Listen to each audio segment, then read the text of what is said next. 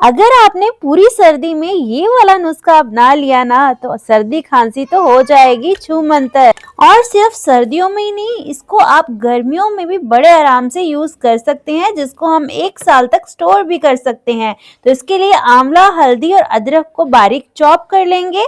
फिर एक grinding jar में इन सारी चीजों को डाल के साथ में डालेंगे ऑरेंज। ऑरेंज को डाल के इसमें पानी डाल देंगे और फिर इसको ग्राइंड कर लेंगे। ग्राइंड करके इसको अच्छे से छान के इसका जूस निकाल लेंगे बस। और इस जूस को हम करेंगे स्टोर, वो भी क्यूब्स की फॉर्म में। तो क्यूब्स बनाने के लिए कोई भी आइस ट्रे ले ले या फिर इस तरीके से सिलिकॉन मोल्ड ले ले, फ्रीज करें और स्टोर करें। जब यूज करना हो गर्म पानी डालें और खाली पेट मॉर्निंग में पिएं।